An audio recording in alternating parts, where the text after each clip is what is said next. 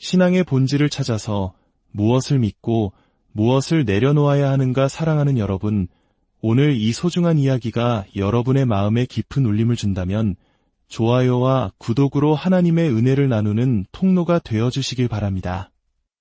이 귀한 메시지가 더 많은 이들에게 닿을 수 있도록 여러분의 손길을 더해주세요. 이 시간을 함께하는 모든 분들 위해 하나님의 평강이 가득하기를 기도합니다. 오늘 우리는 새로운 여정을 시작하려 합니다. 바로 신앙의 본질 목록이라는 주제입니다. 이 제목은 어떤 특정한 신념 체계를 고수하는 근본주의자가 아니라 우리 믿음의 가장 근본적이고 핵심적인 목록을 다시 발견하자는 의미를 담고 있습니다. 앞으로 몇 주간 우리는 이 질문에 대한 답을 찾아보고자 합니다. 예수님을 신실하게 따르는 제자가 되기 위해 우리는 반드시 무엇을 믿어야 하는가, 무엇을 해야 하는가가 아닙니다. 우리는 늘 행동에 대해 이야기합니다. 물론 믿음은 행동으로 이어져야 하고 세상을 변화시키는 것은 결국 우리의 실천입니다.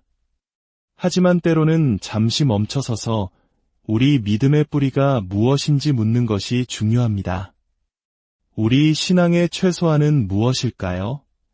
이것 없이는 안 되는 것, 절대로 포기할 수 없는 핵심은 과연 무엇일까요? 많은 사람들이 이 문제로 혼란을 겪는 이유는 오늘날의 기독교가 마치 수많은 거실이 있는 거대한 집과 같기 때문입니다. 각각의 거실, 즉 가톨릭, 장로교, 감리교, 침례교, 성결교, 순복음 등 수많은 교파와 교단들은 저마다 세상으로 통하는 큰 문을 열어두고 사람들을 자신들의 신앙 방식으로 초대합니다. 그리고 이 방들 사이에는 사람들이 교회를 옮기고 신앙의 전통을 바꾸면서 오가는 좁은 통로들이 있습니다. 문제는 이 각각의 방들이 저마다의 이용 약관을 가지고 있다는 점입니다. 각자의 전통, 행동 양식에 대한 기대, 예배 방식, 심지어는 선호하는 성경 번역본과 그에 대한 해석까지 모두 다릅니다. 그리고 이 모든 다양한 기독교의 모습들에는 한 가지 공통점이 있습니다.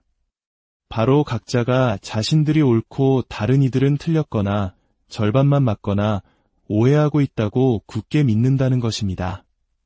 물론 우리 모두는 어떤 부분에서는 틀릴 수 있습니다. 하지만 예수님을 따르는 데 있어 가장 본질적이고 근본적인 것, 즉 핵심적인 진리에 대해서는 우리가 틀리지 않기를 바라야 합니다. 그렇다면 무엇이 진정으로 근본적인 것일까요?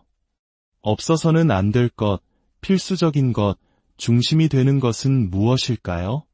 그리고 오늘날 우리 사회의 모습을 볼 때 어쩌면 더 중요한 질문은 이것일지도 모릅니다. 무엇이 본질이 아닌가? 무엇이 그저 주변적인 것, 혹은 문화적인 것에 불과한가? 원래 우리 교회는 이렇게 해왔어 라는 익숙함, 혹은 이게 요즘 방식이야 라는 유행, 이것이 우리의 전통이야 라고 붙들고 있는 것들 말입니다. 만약 우리가 본질과 비본질을 구분하지 못한다면 우리는 아주 위험한 실수를 저지를 수 있습니다. 서양 속담에 목욕물을 버리려다 아기까지 버리지 말라는 말이 있습니다. 16세기 독일에서 유래한 이 경고는 우리가 무언가 원치 않거나 해로운 것을 없애려는 열심에 사로잡혀 그 과정에서 자신도 모르게 정말로 소중하고 중요한 것까지 함께 버리게 되는 어리석음을 범하지 말라는 뜻입니다. 오늘날 너무나도 많은 사람들이 바로 이 실수를 저지르고 있습니다. 교회 안에서 자라며 신앙을 가졌던 이들이 교회의 해롭고 불합리한 목욕물을 버리면서 그 안에 있는 가장 소중한 아기 예수님까지 함께 버리고 있습니다. 왜 이런 일이 일어날까요? 충분히 이해할 수 있는 일입니다. 모든 세대마다 기독교 역사 초기부터 늘 그래왔듯이 새롭고 때로는 해로우며 분열을 일으키는 가르침들이 기독교의 특정 흐름 속에 스며들고 했습니다. 본질이 아닌 것들이 마치 본질인 것처럼 여겨지고 교리나 신학이라는 이름으로 포장됩니다. 만약 당신이 그런 전통 속에서 자랐다면 그 비본질적인 가르침의 의문을 제기하거나 거부하는 순간 당신은 믿음이 없는 사람, 가짜 신자, 불성실한 교인으로 낙인 찍힐 수 있습니다. 당신이 떠나온 그것이 사실 기독교 신앙의 핵심이 전혀 아님에도 불구하고 말입니다. 이러한 부가적인 가르침들이 예수님의 삶과 가르침, 그분이 우선시했던 것들과 비교해 볼 때 얼마나 동떨어져 있는지 우리는 발견하게 됩니다. 때로는 예수님의 모습과 정반대되거나 심지어 반기독교적이기까지 합니다. 그런데도 이런 생각들이 힘을 얻는 이유는 무엇일까요? 그것이 특정 집단의 이기심을 만족시키거나 기존의 편견을 강화하거나 혹은 특정 문화적, 정치적 목적을 지지하기 때문입니다. 그리고 지도자들은 성경 구절을 인용하며 성경이 이렇게 가르칩니다. 하나님이 이렇게 말씀하십니다. 라고 주장함으로써 그 생각들을 정당화합니다. 이런 상황 속에서 양심 있는 사람들은 때때로 교회를 떠날 수밖에 없다고 느낍니다. 그런데 만약 그들이 경험한 교회가 그들이 아는 기독교의 전부였다면 그들은 기독교 자체를 떠나버리는 비극적인 선택을 하게 됩니다. 해로운 것으로부터 자신을 분리하려는 열심 속에서 가장 가치 있고 중요한 것까지 놓쳐버리는 것입니다. 어쩌면 이것이 바로 당신의 이야기일지도 모릅니다. 아버지는 교회라면 질색을 하세요. 무슨 일이 있었는지는 잘 말씀 안 하시지만 과거에 교회에서 아주 나쁜 경험을 하셨대요. 혹은 목사님께 가정폭력 문제를 상담드렸던 어머니는 남편에게 순종하는 것이 하나님의 뜻이라는 말을 듣고 거의 죽을 뻔하셨어요. 그 후로 어머니와 저는 다시는 교회에 가지 않아요. 누가 그런 당신을 비난할 수 있을까요? 당신이 목욕물과 함께 아기 예수를 버린 것을 저는 충분히 이해합니다. 당신이 경험한 교회와 신학이 그 둘을 구별하는 것 자체를 불가능하게 만들었기 때문입니다. 어떤 이들은 신앙을 완전히 버리지는 않지만 제도권 교회를 떠나 자신의 믿음을 해체하는 시간을 갖기도 합니다. 여전히 하나님을 믿고 예수님을 존경하지만 자신이 경험한 교회의 모습이 예수님의 가르침과 너무나 다르다고 느꼈기 때문입니다. 무엇이 본질이고 무엇이 껍데기인지 알아내기 위해 잠시 멈춰 숨을 고르는 것입니다. 무엇을 버려야 할지 당신은 이미 알고 있습니다. 사람들을 그런 식으로 대하는 것이 크리스천이 되는 길이라면 저는 그런 크리스천이 될 수 없어요. 예수님은 그러지 않으셨을 테니까요. 라고 생각하는 당신의 정직함과 성숙함에 박수를 보냅니다. 의심할 수 없는 믿음은 신뢰할 수 없다는 것을 당신은 이미 알고 있습니다. 그렇다면 이제 무엇을 붙들어야 할까요? 바로 아기 예수입니다. 교회의 전통이라는 목욕물을 버릴 때 다른 모든 것을 놓아버리는 것처럼 느껴지더라도 아기 예수만큼은 절대로 놓지 마십시오.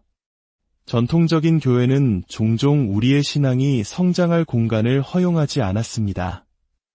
모든 교회는 하나님은 이런 분이시다라고 정의하는 각자의 상자를 가지고 있습니다. 그리고 그 상자에 맞지 않는 질문을 하거나 생각을 하면 당신은 이다나 취급을 받거나 떠나야만 했습니다. 하지만 캐런 암스트롱이라는 신학자의 말처럼 우리는 대부분 산타클로스에 대해 들을 때쯤 하나님에 대해서도 처음 배웁니다. 산타클로스에 대한 우리의 이해는 나이가 들면서 진화하고 성숙해졌지만 안타깝게도 하나님에 대한 우리의 신학은 유아기적인 수준에 머물러 있는 경우가 많습니다. 어른의 삶이 주는 시련과 복잡한 세상 속에서 질문이 허용되지 않은 유아기적 신앙은 결코 버텨낼 수 없습니다.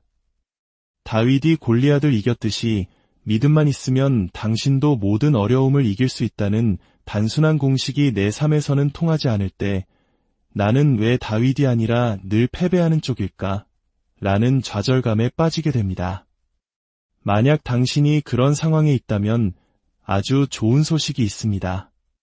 복음서를 통해 예수님을 따라가 보십시오.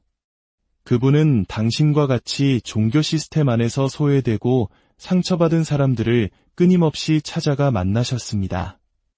자, 이제 우리는 시간 여행을 떠나 서기 30년경으로 돌아가 보겠습니다. 아직 교회도, 신약 성경도, 찬송가도, 조직 신학도 없던 시절입니다. 오직 율법과 예언서, 성전과 제사장, 그리고 로마의 압제가 있던 시대, 그리고 나사렛에서 온 한 특별한 랍비, 예수님이 계셨습니다. 예수님과 12제자는 예루살렘에서 멀리 떨어진 가이사랴 빌립보 지역에 이르렀습니다. 그곳에서 예수님은 인류의 역사를 관통하는 가장 중요한 질문을 던지십니다. 사람들이 인자를 누구라고 하느냐? 제자들이 대답했습니다. 어떤 사람들은 세례 요한이라고 하고 어떤 이들은 엘리야나 예레미야 혹은 옛 선지자 중 한 사람이라고 합니다. 예수님은 그들을 바라보시며 다시 물으셨습니다. 이 질문을 기억하십시오. 그러면 너희는 나를 누구라고 하느냐? 그때 시몬 베드로가 앞으로 나서 대답했습니다. 우리 모두가 아는 그 위대한 고백입니다. 주는 그리스도시요 살아계신 하나님의 아들이시니이다. 잠시 멈춰 생각해 봅시다. 만약 이 고백이 사실이라면 어떻게 될까요?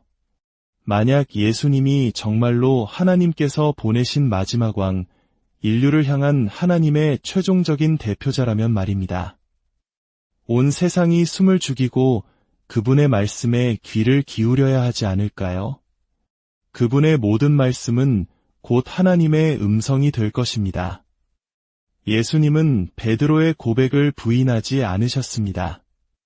오히려 확증해 주셨습니다. 바요나 시몬아, 내가 복이 있도다. 이를 내게 알게 하니는 혈육이 아니요 하늘에 계신 내 아버지시니라. 베드로, 내가 정확히 맞췄다. 너는 지금 살아계신 하나님의 아들, 그분의 마지막 왕 앞에 서 있다. 놀랍게도 베드로의 이 고백이야말로 지난 2000년간 모든 교회가 유일하게 일관적으로 동의해온 단 한 가지 진리입니다. 세례 방식, 성찬 방식, 예배 스타일, 전통, 그 모든 것에 대해서는 끝없는 이견이 있었지만 예수님이 누구신지에 대한 이 고백만큼은 기독교 신앙에 흔들리지 않는 반석이었습니다. 이것이 바로 신앙의 가장 근본적이고 필수적인 첫 번째 요소입니다. 이 하나의 진술, 즉 예수님의 정체성은 다른 모든 것을 제자리로 돌려놓고 우선순위를 정해줍니다. 그러므로 우리 신앙의 본질 목록 첫 번째는 바로 이것입니다. 예수님은 하나님의 아들이시며 우리의 왕이시다. 만약 당신이 예수님을 신실하게 따르기를 원한다면 바로 여기서 시작해야 합니다. 예수님은 자신이 주장하셨던 바로 그분이십니다. 이것이 사실이라면 우리가 할 수 있는 것은 무엇일까요? 그분께 복종하고 그분을 경배하며 그분을 따르는 것 외에 무엇이 있을까요? 하나님께서 당신을 너무나 사랑하셔서 그의 아들을 보내셨고 그 아들이 당신의 왕이시라면 우리는 그저 무릎 꿇고 그분을 따를 뿐입니다. 이 첫 번째 본질을 바로 세울 때 다른 모든 것은 제자리를 찾게 될 것입니다. 사실 이것 하나만 제대로 붙든다면 나머지는 모두 세부 사항에 불과할지도 모릅니다. 의심과 혼란의 시대 속에서 부디 이 진리가 여러분의 삶에 굳건한 반석이 되기를 기도합니다. 수많은 전통과 사람의 가르침이라는 목욕물 속에서 길을 잃을 때 우리 신앙에 변치 않는 본질이신 아기 예수를 굳게 붙드시길 바랍니다. 그 안에서 참된 자유와 평안을 누리시는 여러분 모두가 되기를 주님의 이름